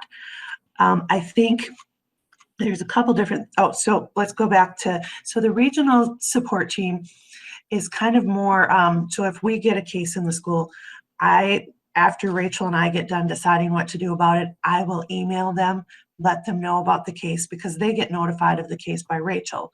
So then just to follow up, I notify them of the case again and what the disposition was, how many people, what we found, how many people we had to put out, basically. So if we need more from them, we can get more from them. But since we've kind of got it set up that way, they haven't been intervening as much. But I can tell you, with the numbers increasing in Nicollet County, they have been intervening more. We have been meeting with the school districts in Nicollet County to let them know of these the numbers increasing. Because when tomorrow's numbers come out, I think you'll see it's probably going to be about 27. So, because, keep in mind, it's 2 weeks behind. So we know what happens those 2 weeks coming up. So that was kind of why we went to the admin team last week to say, okay, we know that it's coming up and it's going to be 38. We've never been in the 30s before. And, as a parent, I don't want to know about a change like that, like on Thursday, and then we change on Monday. You know, you want to have plenty of time for daycare, scheduling, work, that type of thing, and even the kids to make that adjustment. So that's why we kind of, you know, sounded the warning bells that this is what's coming up. You know, it's very feasible to stay where you are, but I think this is a good reminder, a good warning that we need to start thinking about what comes next. Now, on the horizon, what I can tell you is that because our numbers are climbing in Nicollet County, we have approached the state to conduct community testing in Nicollet County. We have been approved to do that. We will do that in conjunction with Gustavus and some other organizations in Nicollet County. But right now our plan is to have a testing site in St. Peter, one at Gustavus, and go out into the county like Cortland, Nicollet, Lafayette to do some individual testing there. Really try to reach some of the underserved populations. That, John, that's where you can use the scalpel sometimes, is because our case rate will go up because of the testing. When you test, you find more cases. But it's very valuable to stop the spread of it. So that's a good place to use your scalpel when you say, okay, well, the cases went up in Nicollet County, but they just tested 500 people, and here's why. But we do know, so we know our numbers are going up. We know we're doing a community testing event, and we know it's Halloween, the holidays are coming. We also know that the Gustavus students are, you know, presumably going home around Thanksgiving too. So those numbers won't be as much of a factor. But one of my concerns too is between Thanksgiving and New Year's, those, like, we already know people are in COVID fatigue, right? They're kind of doing a little bit what they want, regardless of what we say. We wouldn't advise it. Social gatherings aren't advised for the holidays, but you know, people, that's the tradition we have. They're going to go back and forth. So if the kids are doing that, if their families are doing that, do you want them coming back into school? It's just, I don't know what the answer is, and I think that's something we have to think about. What happens between that time where we're at really where we become a very social society during that month or so. Great answer, Jody. I really appreciate it. I think our community is unique in that we do, like I mentioned, we have the state hospital, the college, and assisted living, and that might be a scalpel type approach in that I can't make my neighbor, you know, quarantine if he's supposed to quarantine, but in those three situations, they have to. There are consequences if they don't. And so that's why I think, me personally, I'd like to wait and see what the numbers look like and where they're coming from. If we can get more data on where these cases are coming from, and rather than lumping us all together, I think that would be, I'd be more comfortable changing learning models. John, go ahead, Jody. At the same time, John, though, could we start thinking about how would we move to that model? Like, I mean, I'm not saying that we have to move to it, but could we start thinking about what is the plan for doing that? I would feel more comfortable if we were thinking about, maybe we don't need to go that way, but what is the plan for when we do? Because unfortunately, our numbers are continuing to grow, and I don't think they're going to come down. Some of those scalpel areas we might be able to drop off, like, you know, the college students. But then there's also a lot of talk that the college students will be coming back after Thanksgiving. So, you know, you could kind of, you know, okay, well, those are the Gustavus students, and they're mostly on campus. They intersect with us here. You could do that. But I think long range, our numbers are going to keep going up. Just to follow up on that, Jody, I don't think many students are coming back because everything is online at that point, starting at Thanksgiving. And they just today decided that none of the athletic teams are going to be allowed to practice during that time to further keep students away from campus. So that's a positive. So you're saying that Gustavus is making the choice to do distance learning? They decided Yes. that in September. Yep. Okay. That was just the plan. That wasn't anything new related to these developments, but that was the plan that the students kind of staggered coming in. They took the first years, the transfer students, people that were new to campus, and the athletes, they started off The upperclassmen and the others joined about a month into it. And then the plan has always been, because of the flu season, to wrap it up by Thanksgiving, and then the students will go to online learning for a couple of weeks before the semester ends. Ben, so to your point about pointing out that Gustavus is going to distance learning, I think it's a smart choice just because they are going back to their own communities. And now we could be bringing something from St. Paul to St. Peter. Okay, that's the purpose of it. Not that they think that the numbers are going up and that there's a greater threat to have the students actually here. Sure. Yeah, and I appreciate their willingness to and their forethought in doing that. You know, I think we're talking about kids and we're talking about transmission. You know, as Superintendent Gronseth mentioned earlier, we are seeing transmission at some school activities. So the school is not completely without transmissions. It's just we have been able to exclude the learning day as part of that. But you know, the other thing I would say again, our neighboring counties are high, and the number I'm looking at right now probably differs a little bit from what Jody has, so apologies for that, but Blue Earth's at 41.8. How many of us go shopping in Mankato? And we can try and be safe. How many of our staff live in Mankato or North Mankato or LeSueur or Kasota? You know, it's not just the kids. It's our staff as well that we have to account for and keep safe. So I think that, you know, I feel like the numbers are going up, and you know, we don't want to get to a point where we have to do it tomorrow because we've got, you know, 20 teachers quarantined or things like that.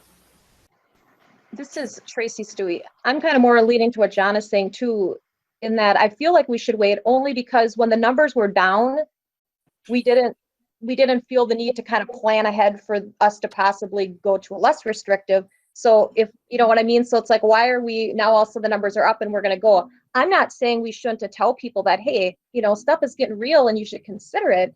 But I kind of feel like just putting the brakes on it, because I would like to see exactly on those numbers, like John said too, where are they, how many people of those are in the nursing home, in Benedictine, in Oak Terrace or wherever, in Gustavus, and then let's see where we're at. Because really the fact that we've only had 6 close contacts at school, I think is amazing. And that says a lot about our staff and the diligence they have. So if we're sending all those kids home all the time, do we really think they're going to sit in their houses? You know what I mean? So are we really helping the community by telling them all to stay home? Because now they're all just going to go to the mall and eat. You know what I mean? So I don't know. I just feel like we should just wait and see where we're at. And people have to know that it's getting there. But the middle school and high schooler kids are already talking about it. It's like a snow day. You know what I mean? So it's not like it's going to be a surprise. That's my opinion. And this is Bill, if I may please. You know, Tracy made a really good point. If we're looking at this from a public health standpoint, we're taking children and we're saying, okay, you're staying at home, distance learning, they are going to be interacting with each other. I mean, that's reality. And so are we actually accomplishing what we want to accomplish? You know, and if we're looking at the school as a spreader, a super spreader, whatever, however you want to call it, you know, is that what we're trying to help the community here? What are we actually trying to accomplish? Because we are trying to help the community. I agree with Tracy on most of the time, you let those kids stay at home, they're going to go out and hang out with their friends, and they will not be wearing masks and they won't be social distancing. So I'd like just a response to that thought process.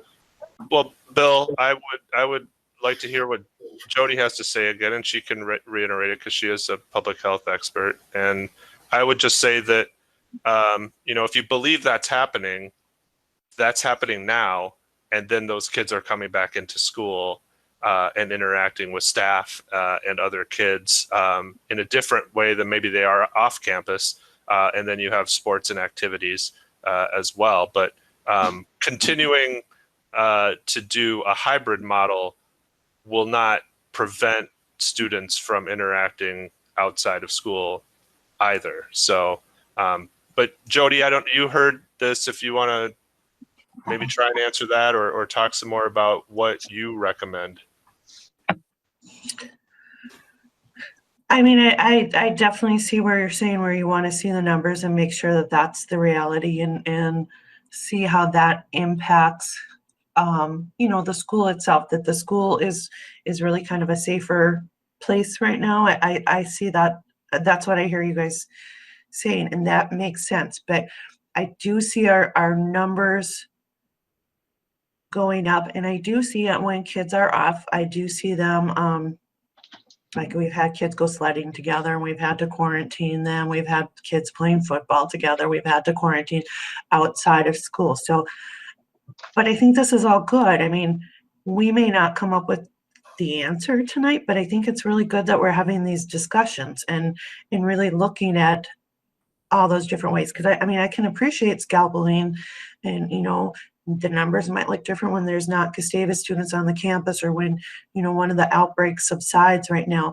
I can appreciate that, but that part, I think this discussion is good, even though I know some people, if you don't come up with a straight answer that, like this is it to date, some people will be frustrated, but I think this has been good discussion and very valuable for that. The only concern I would have would just be to really think about what the plan is for moving in a more restrictive way, and not that we have to just to come up with the plan so that we know what it is. Because like I go to these Mankato meetings and we talk about this and I keep saying, well, our numbers are going up. So I really, because we always say, well, we're not going to decide on a Thursday and then change it on Monday. So kind of start thinking about how much notice would we want to give? How would this work? What kind of notice would we give? Who would be affected? Those kinds of questions. I can definitely see all the arguments that are made. To me, it's still, the numbers are going up and the holidays are coming and people are going to be out and about more. And I think that's going to be riskier, if you get to overarching, but all those things that you guys mentioned are factors and should be considered. Thank you. Jody, I think you did a great job of explaining this and having this conversation. So I think there's a couple of questions. Is number one, this is the trend. What are we planning to do? And right. Tracy mentioned we were not opening up when our numbers allowed us to, because we didn't want to be jerking people around. And if our numbers go up a little bit above, it needs to work both directions. So I thought that was a really well said. I think we need to know what kind of timeline do people need in the community. Mm-hmm. We need to notify them that this is happening, and we're going to try to give you 7 days or 2 weeks or a week's notice. And I think we need to have that plan right now or sooner rather than later. But I think to make a decision today, and then that we're closing on the 23rd and we're going to stay closed essentially until after Christmas, we're going to be distance learning. I'm really concerned about making that decision tonight. So I think we need to know what would be appropriate to notify parents that we will be closing. So we decide, God forbid, but next week we say we got to close, and we're going to close the following week. How much time do they need? And then I think surgical, we need to keep thinking surgical and err on the side of caution. I always want to err on the side of caution, but I think today to say we're going to shut down till after the first of the year, from before Thanksgiving till after New Year's, I think that might be a little excessive. That sounds like a blunt force object, not a surgical scalpel. Thank you, Bill. I do want to hear from Drew because he had some questions, and Tim as well, and Vicki. Yeah. This is Drew Dixon. Jody, thank you for being here with us tonight. It's been great. Thanks for having me. Yeah. I'm comfortable with the recommendation. I think it's a good recommendation, and I think we should take action. And I've got, I can explain how I see it. It's clear to me that the states surrounding Minnesota their cases have been on the steady incline for a while. Nicollet County's been kind of holding out, and this south central Minnesota has been holding out. If we look at East Grand Forks, Fargo, St. Cloud, those communities their numbers are over 100. It doesn't seem to me that we could expect us to maintain a 30s or 40s over the next few months when that's not what we're seeing from the districts and the counties surrounding us or fairly close to us. So we have our county health workers and experts saying, hey, okay, we're knocking on your door now because you need to know that this is happening and this is coming, and this is a substantial jump. I believe that to be true. So we have that scenario cooking.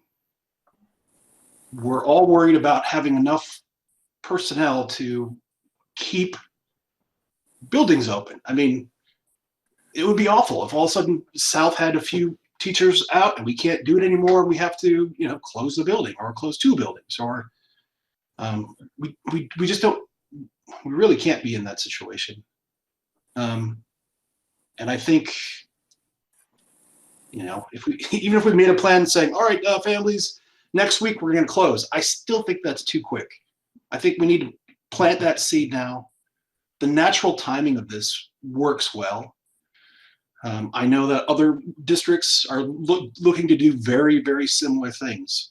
See if we can make it out to that Thanksgiving time, and then we're going to go distance, if we can even make it that long. So I think it makes a lot of sense to make this decision now, just to give our community time to think about it, make plans, and wrap our heads around it. Thanks, Drew. Tim? Yeah, I think I'm kind of leaning with John on this one. I totally understand the numbers, and I'm not discounting numbers, and I'm not discounting data. I mean, that drives pretty much our world right now is data. But I think that we've been doing hybrid learning since the beginning and have been one, super spreader away from shutting down all the buildings, because we're, as Superintendent Gronseth said, we're threadbare right now on staffing, and we constantly are rotating staffing through, and we're trying to get extra, substitutes. And I guess from my point, as I'm thinking about it, I don't know what the difference is now, other than, yep, our cases are going up, but to John's point and to Tracy's point, they're not necessarily going up in our school. They are going up in the county, and they've been going up around in the area. And so I think what I'm hearing from John is scalpel and see where we're at with the school end of things. I appreciate the numbers. I totally get it. I've had family members with COVID. I know it's serious. I know that it is a bad thing. However, if we can, in my opinion, I think the hybrid is a better teaching model, and I'm not a teacher. As long as our kids are seeing a teacher, it's better than distance learning. I might be wrong. I'm just a farm kid outside of town that, works at the state hospital. So I just think as long as we can hold the better. I personally, in my opinion, I'm not ready to make the decision in 2 weeks. Absolutely. I think this discussion is really good. I think we need to be out there telling people the numbers are going up. This is where we're headed. It's not looking good for continuing our model if things don't turn around, or all of that. That's my opinion. Appreciate the time. Thank you. Vicky? Yes, thank you. This is Vicky. You know, I'm really having a tough time with this one. I'm leaning both ways. The thing that really, I understand, you know, that if the kids are home, I really want to see the kids in school. I really want to see that. But coming from a social worker perspective is preventative. I mean, usually you want to do the preventative thing. And I'm thinking, okay, so it's going to be what, maybe 4 weeks that they would be gone. As long as I know that they're going to be returning. And this is, you know, the holidays coming, and maybe it would give everybody a chance to kind of, you know, get back to, well, not everybody's going to be healthy again, but it would give them some time. If you have these kids getting, they have to quarantine for 14 days, that's almost the time that they're going to be gone doing homeschooling. So, I mean, I really do want to see the kids in school, but I really think we need to do some preventative too. And I worry about the parents out there because they do need the extra time to prepare. I mean, if that's what we're going to do, and I'm open to discussing it later, but yeah, I'm really torn. Thank you, Vicky. I'd just like to add that today is November 4th. We have a meeting on the 16th. The 23rd is really, at this point, 2 weeks away, because tomorrow's Thursday. That's our last in-person day there is distance learning on Friday, but for the sake of argument, we're 2 weeks away from the 23rd already. So I totally understand that we can't predict where the numbers you know, are going to be exactly 2 weeks from now or 3 weeks from now. I think what Superintendent Gronseth was saying, and certainly speak for yourself, but that we could set some parameters and let parents know tonight, here is what we're thinking based on this information. Obviously, if the numbers go back down to 28, we could change our mind. But if the numbers stay at 40 or above, the Department of Health guidance says at 30, we would go to distance learning for 5 through 12. So, you know, in talking about a scalpel, we're not at 30 or 31, we're at 40 to 50. So it's a little bit higher.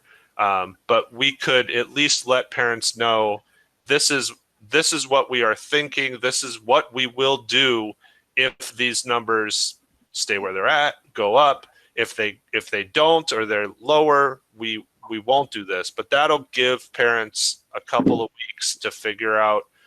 These are older kids, but there may be some childcare needs. There may be things like that that they need to figure out. It would allow our teachers to figure this out. It would allow our activities to know when their endpoint is, rather than if we go to distance tomorrow, those football games aren't happening, the play isn't happening.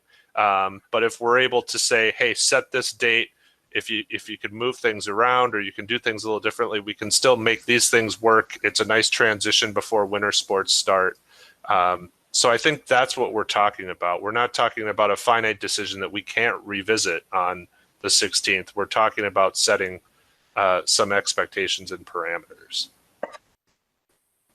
If I could, please.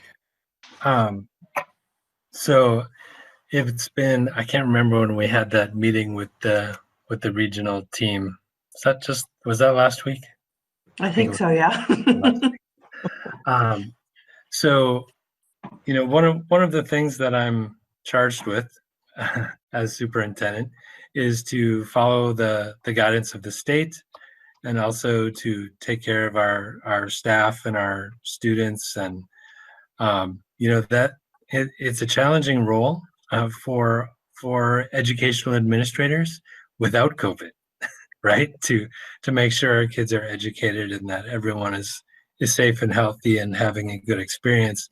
And then you add this layer of COVID on top of it. And when we were given the recommendation by the regional team that we consider this, that we dig into our data, and that their recommendation was that K-12 would be distance learning between Thanksgiving and the holidays. And I can't tell you how much I've been staring at my ceiling lately at night, having all of these same thoughts and these same conversations that are playing out tonight. I want our kids to come to school. I would love for them to stay in hybrid. I also don't want to get. I also don't want to make a call that causes someone to lose their life or to get really sick or to, that weighs heavily on me as well. And so with the guidance, I came to, are we proactive or reactive? Reactive means we wait until we have all these cases and we have people who are getting sick or that our numbers are so big that we can't operate, or we're proactive and we act a little bit early. And maybe it's the wrong call, but I would much rather make the wrong call and have people be safe than wait to make the call and possibly not have people safe. But the 23rd is what the recommendation says. We could also look at the 30th, which makes it, we go right up to Thanksgiving Day. And then we're talking about really 3.5 weeks of school in between.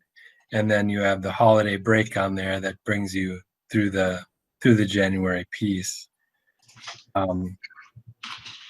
So that's just a bit about the admin team's own struggle with this and wanting to have kids here and going back and forth between reactive and proactive. And yeah, I don't know if the admin team has things that they want to add.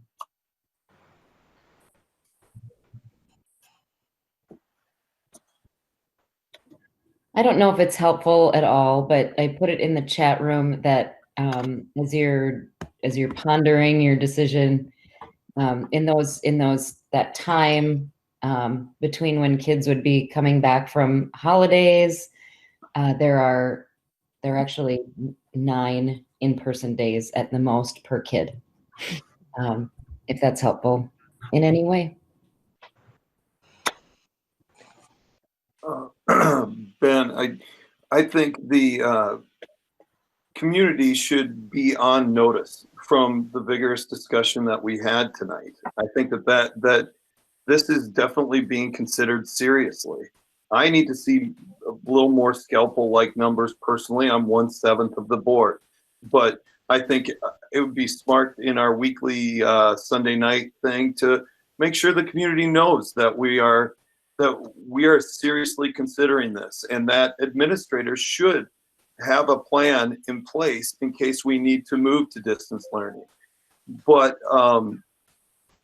and I think no matter how you feel about masking, I think when you're in a public place or when you're within 6 feet where you just be socially distant, but this is the time to mask. I mean, this is the chance for the community to really take steps here to do something that can keep our kids in front of teachers. And as we were talking, I mean, as Jody mentioned, and I mean, what we found is one of the safest places for these kids is to be in school. We're doing a great job of social distancing and masking, and I think that point wasn't lost on me. I think that's something that, had the numbers come back differently, I mean, we're way less than 1% have come from our student or staff population.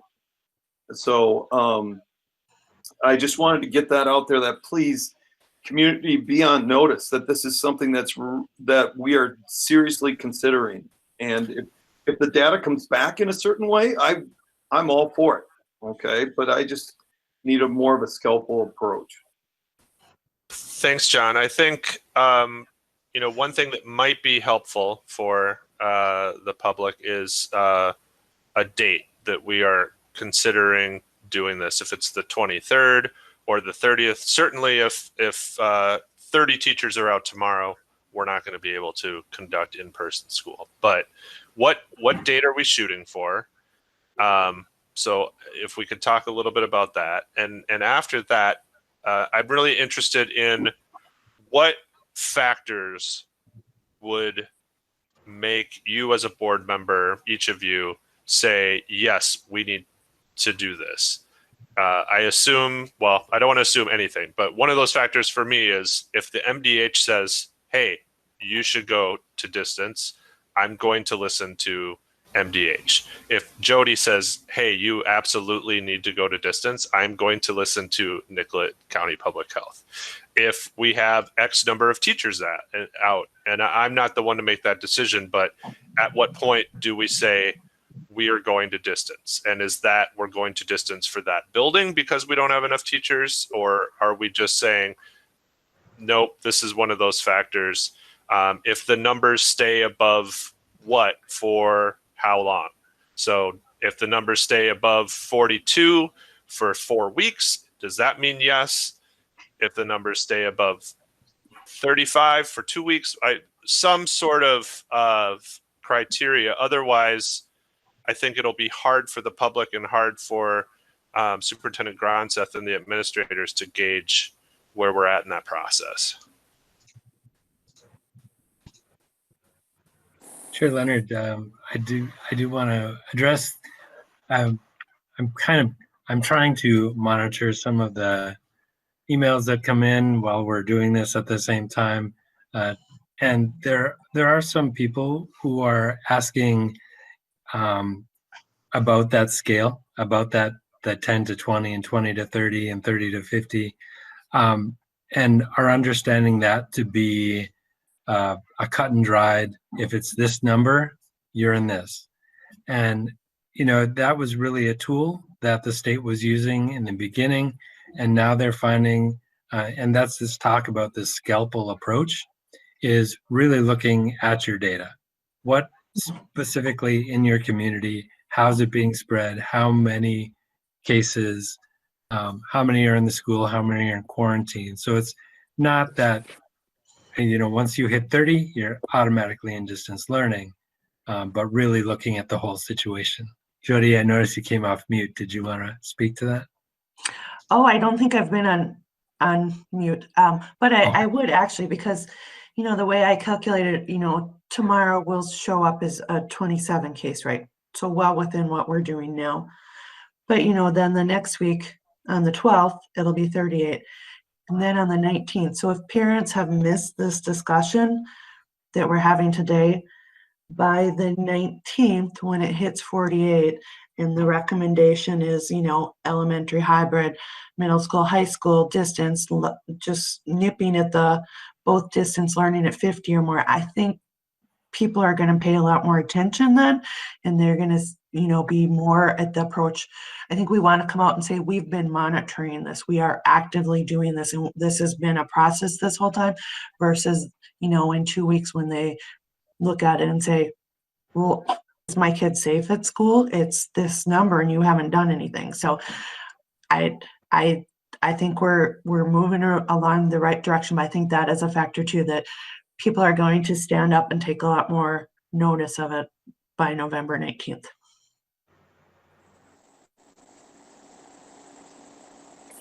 If I may, Nope.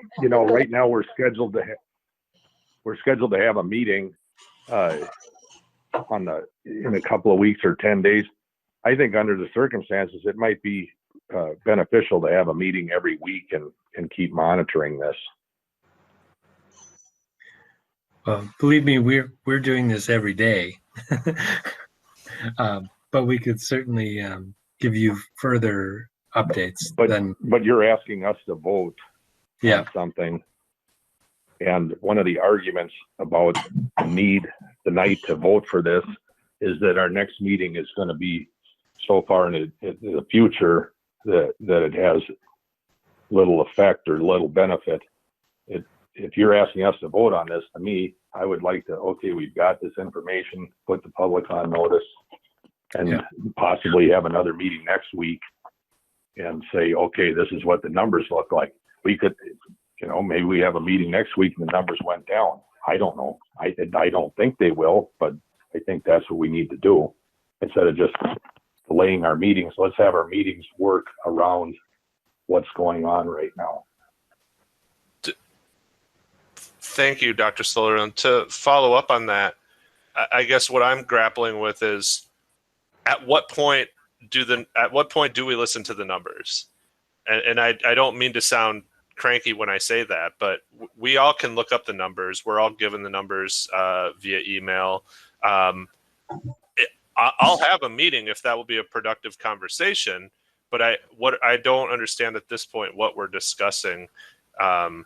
Are we discussing the fact that it's been at 45 for 3 weeks, or are we discussing where those cases are, if they're in the college or if they're in the nursing home or somewhere else? I don't know what criteria we are asking our administrators to watch and to parse so that we can make a decision. I guess that's what I'm grappling with now as a board member. Well, this is Tracy. So this is what I would like to see. I would like to see the little chart that we have that's the number of confirmed cases, and then it has early childhood through grade 4 staff, and then the positive quarantine close contacts. Can we see that? Like, what's the trend line on that? I mean, so are these all these, like these close contacts, when did they happen? Did they happen in September or did they happen now? Like, I want to see the trend line on that, because we're supposed to be taking into consideration how it is passing and how it affects our school community. So we need to see where we're at. We need to know how many teachers are out all the time, obviously, because we can't teach without the teachers. And I need to see, we have this 48 number that's coming out next week. Well, I know there's a bunch of people at Benedictine that have it. So how impacted is that to that number? And so we can't just look at the number and say, we got to know where that number is coming from. So I have to know, when I'm looking at a number, I have to see this is Oak Terrace and this is Benedictine and this is North Mankato. Because, I mean, so are the elementary schools in North Mankato are they being told? I mean, I'm just struggling with, the number is just this broad number. We're supposed to do a scalpel approach and we say we are, but then we go back and talk about the big number. So those are the things that I need. Okay, that's fair. Our neighboring districts are absolutely talking about this. Some have already made decisions. Others will make decisions. And again, they're doing the same thing with their numbers, and Nicollet County numbers are not out of line, and in fact are more optimistic than many other counties in Minnesota right now. And I can answer you that the numbers on that chart for the positive cases in quarantine, those are current. So those are cases that we have right now, and people are on quarantine right now. So we have 6 cases right now, and we have 40 on quarantine. The close contacts have all happened within the last 2 weeks. And Tim, But I want to. I just one question. So out of those close contacts, has anybody gotten COVID from those close contacts? Yes? Not shaking your head, yes. So there was a school spread then. Somebody had it at school, was exposed to somebody at school, and this person got it. That's Annette, my please question. answer that question. No, sorry. I guess I didn't understand your question. There was close contact recently. Close contact, but I'm talking about school spread. Just close contact. So we aren't a super spreader at this point because we haven't spread it at school, correct? Right. Correct. Okay, just wanted to be sure. Yeah. Tim, I do want to get to your comment, Superintendent Gronseth. I was just going to say, we don't know because those are our first contacts and they're still in quarantine.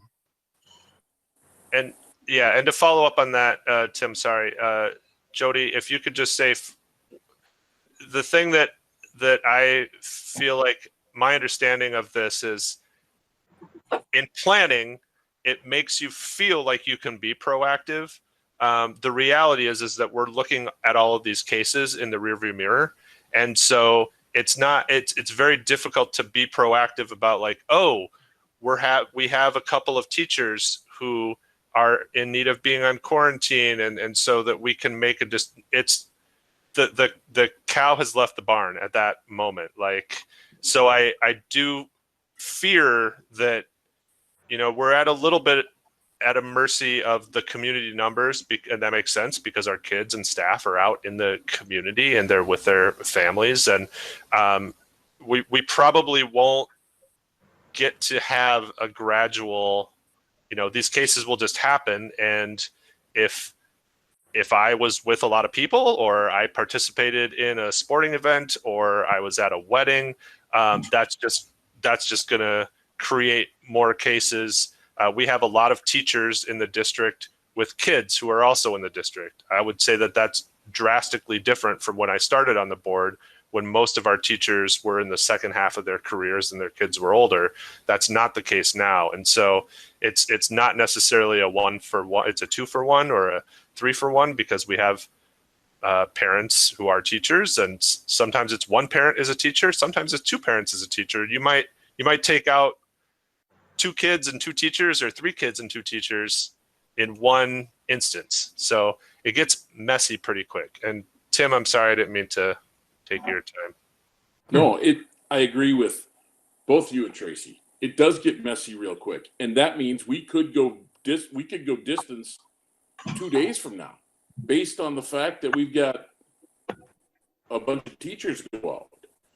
I think what I'm hearing and what I'm cautious about is the fact that I don't know. I want everybody to be safe. There's no doubt about that. That's, I think, number one goal in everybody's mind. But it's a balancing act. We want everybody safe, but we want the kids in school. And right now, if the kids in school we're not having this explosion there, I think we keep them in there as long as we can. I'm fine with, you know what, we put the community on notice and say November 23rd, November 30th, Christmas vacation, whatever day we pick or whatever time it is, I think the discussion that we've had here this evening certainly should let people know that we're serious and things are moving in the direction that we're going to go hybrid. You better start making plans. Better call grandma and grandpa. Better call, whoever, because this is where we're headed. I don't think any of us are saying that it's not. I don't think that I'm going to vote tonight to say this is the day we're going to do it.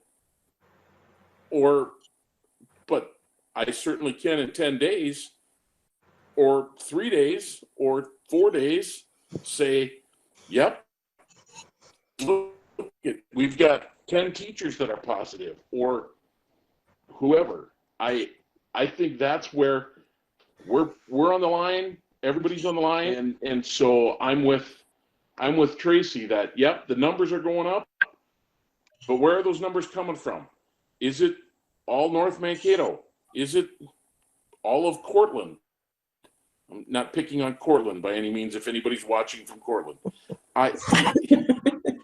Such a nice town over there. Stop it. It's what's happening. It's what's happening in our schools. So, yeah, I could pick on Nicollet, Tracy. Anyway, that's my opinion, and so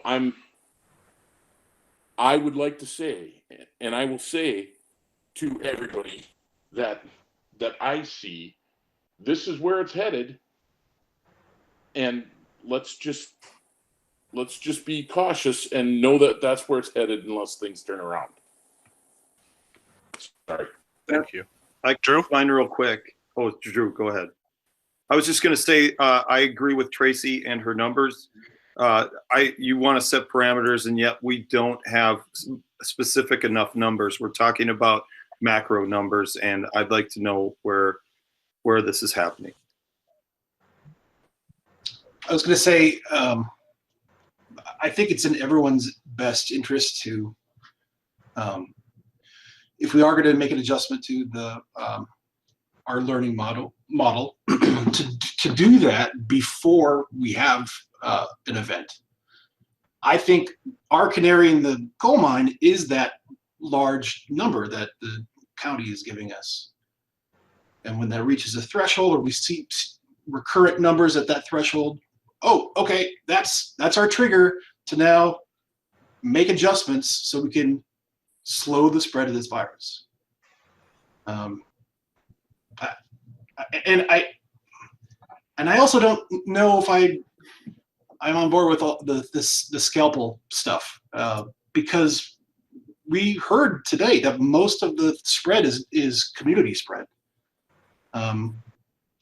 We're not out heat-seeking places that might be super spreading these things and staying away from them or managing them in that way.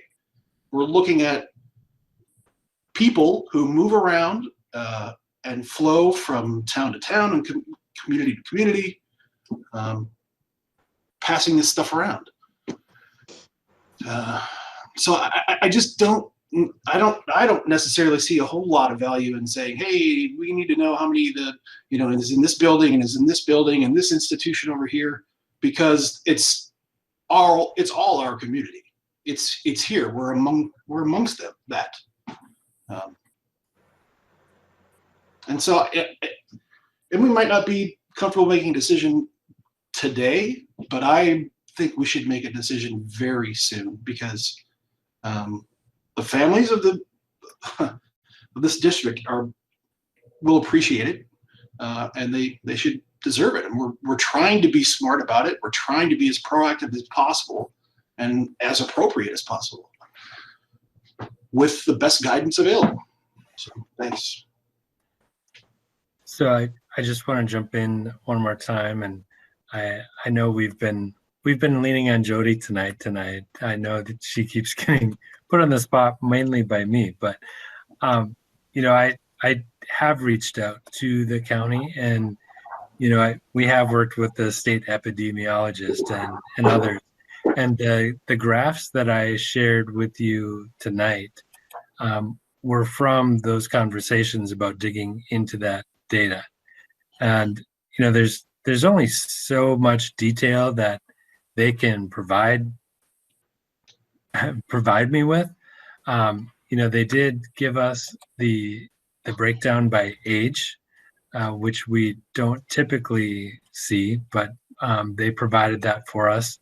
And so we can see that it's all ages from 11 to 80. And we know that more than likely, if they're in congregate living, if they're in assisted living or the nursing care, they're probably on the far right of that chart. And most everyone else is in between. And we see that it's pretty evenly spread. And as Jody said, usually the spikes have been in that 20 to 30-year-old column. And so that's not our assisted living either. It could be our colleges. It could be our workers at the assisted living facilities. Yeah. And then we have the exposure types, as Drew was saying too, so we know the age of people, we know kind of where it's happening. Jody, I don't know that I'm going to be able to get any finer detail as far as 40% of the cases are in St. Peter, they're this age, they got it this way. I can check and see how much more we can break it down for you.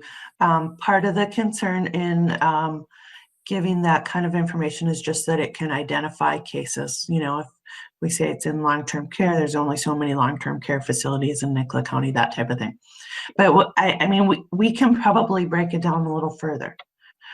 And to Ben's point, he talks about being proactive and reactive, and I can really appreciate that viewpoint. I think we have these numbers and we know where it's going. It's one of those rare times where this is our look into the future, because these numbers aren't, we know what the number is now, but this number isn't really going to become public for 2 weeks. So that's a chance to be proactive. And then the things that we can't control is where we're going to end up being reactive. If a whole bunch of teachers, do something and they all have to be put on quarantine, then we're going to be reactive. So I see it as, we can plan both ways for that. Ben, I will say that if we didn't have the option for distance learning, I would feel great urgency to do something tonight, but anybody can opt for distance learning currently. If someone's not comfortable with us not making a decision tonight, they could say, I'm pulling my kid. I want them to do distance learning. I'm just saying I'd like to see more specific numbers and before I'm willing to take a vote on this. Yeah, I do appreciate that parents, like always, have choices. They can go distance. They can ask us for more in-person time. We're looking at customizable models for individual students and what their families think are best. But I think at some point we are going to have to make a decision about the district operation as a whole. I see that we're not going to arrive at consensus tonight, but I also hear that people want to know what the numbers are and that the numbers are a factor in that decision for people. I'm wanting to know what MDH guidance is and county guidance, and that goes into guidelines, but it's also meetings like this and just talking through things. What will be the current number on the 16th, and we'll be able to see how long that was sustained. Is that less than it is today, or is it more, or is it the same? We'll know a lot more about neighboring districts because like I said, I think neighboring districts are making decisions and have. So what's LeSueur doing? What's Sibley East? What's Nicollet? What's Cleveland? What's Mankato? What are those districts doing, and what have their decisions been? I do think that this is something that we will need to address on the 16th, and probably will take up, the bulk of our meeting again. And if the numbers are less, then that's fantastic, and we can react accordingly. But if they're very similar, I think we are going to need to decide if we are moving towards distance learning, or we're going to continue to wait at that time through a motion. So I would recommend that be on the under action items for the 16th meeting.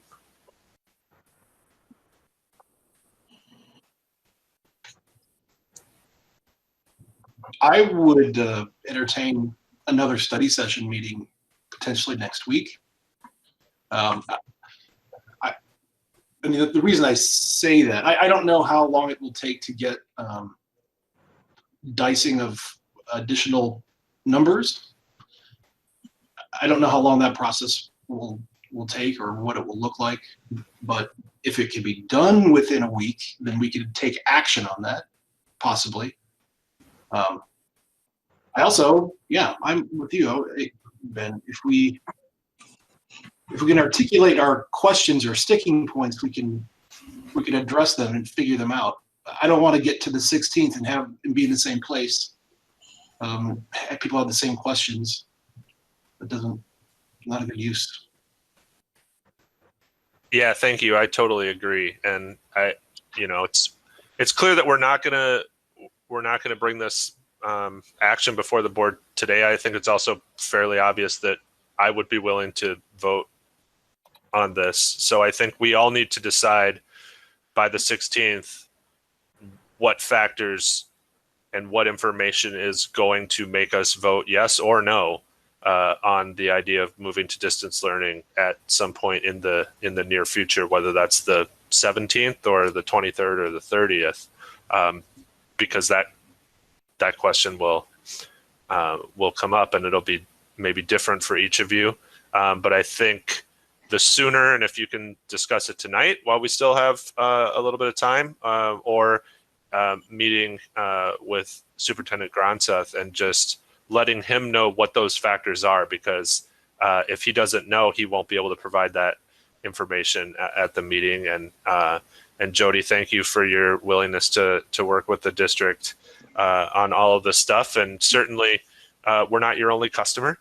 You've got a lot of things happening, and so we want to be respectful of your time. Clearly, we're not being respectful of your time now because it's 9 o'clock at night and you're still working, but we appreciate that. That's fine. It's my pleasure. And similarly with Rachel Fitch, if there are questions that you have of our nurse on staff as well. So the sooner that we can get that out in the open for Superintendent Gronseth, the better.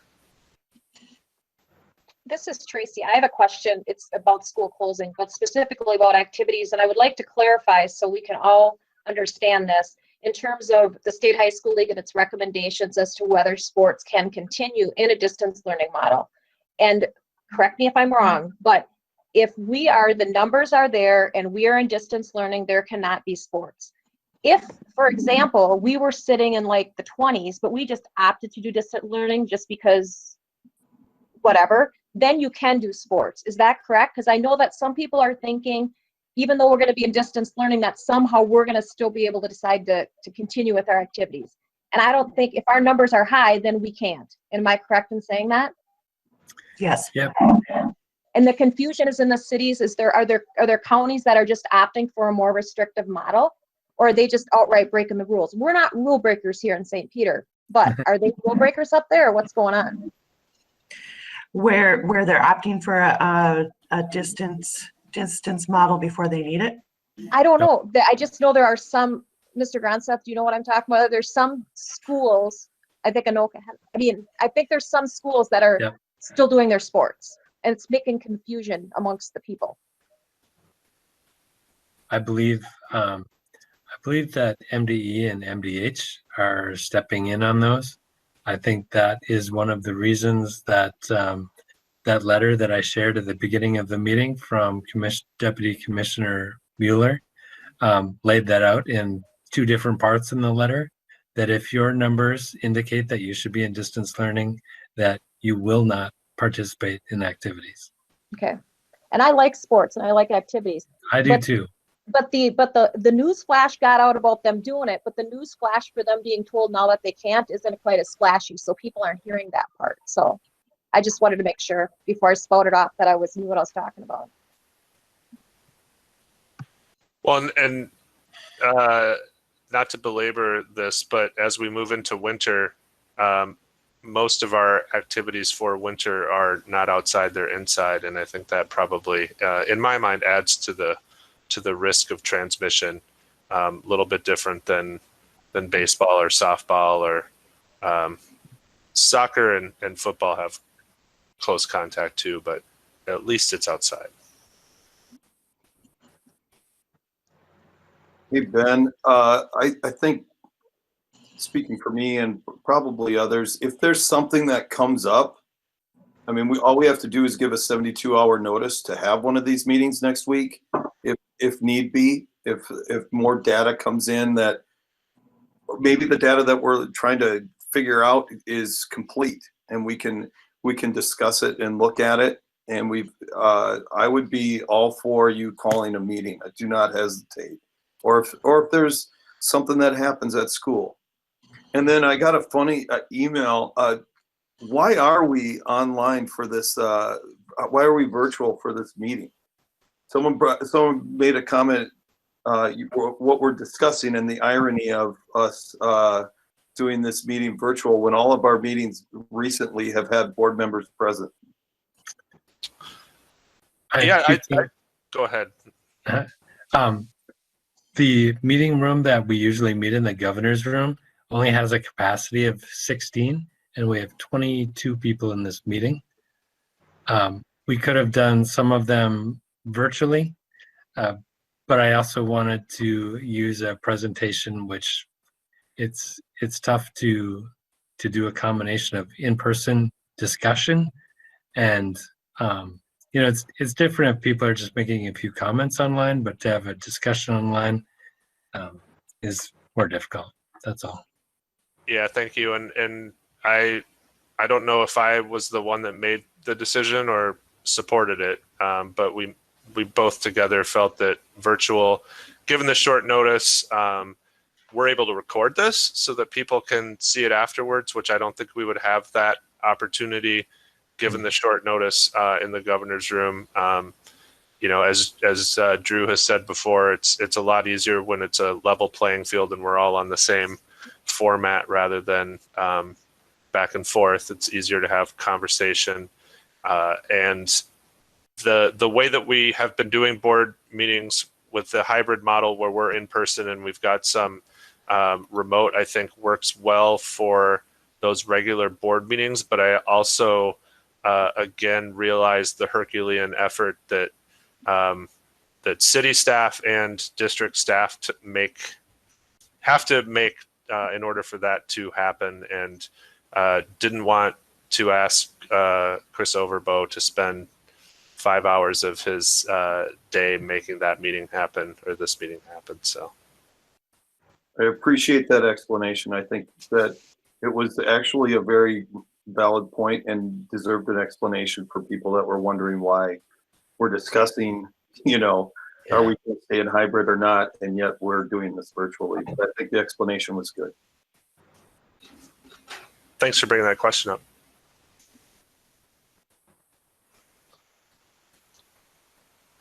Well, if I look at the agenda, this is our one item. We have had a great and robust, rigorous Principal Engeldinger discussion. So much rigor.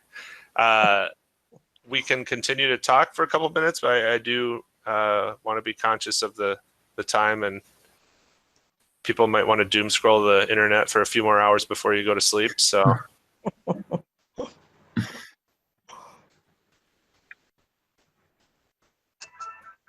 Any more questions or discussion? If there's not, I'll make an motion to adjourn if we're to that agenda item yet. Yeah, I will just again reiterate that. No, you're fine. That we have a meeting on Monday, November 16th, 2020, 6:30 p.m. We will be in the governor's room for that meeting, and I think the more we can prep Superintendent Gronseth and admin team for what information we want, the more of an opportunity they will have to provide that to us. So I will say, so we have I'll motion Tracy's motion and thank everybody tonight for such a great, thoughtful discussion. Thank you so much. We have a motion and a second. We'll do a roll call, starting with Vicky. This is on the motion to adjourn, Vicky. Are you for or against adjourning? Oh, Hager, aye. Thank you. Dr. Sodor. Yeah, thank you, Jody, for helping us out and giving us all that good, valuable information. And I'll say aye. Thank you. Tim. Lokenskart, aye. Tracy. Stewie, aye. Thanks, everyone. Drew. Dixon, aye. John. Carlson, aye. Leonard, aye. The meeting is adjourned. Jody, thank you so much. Board members, administrators, thank you all.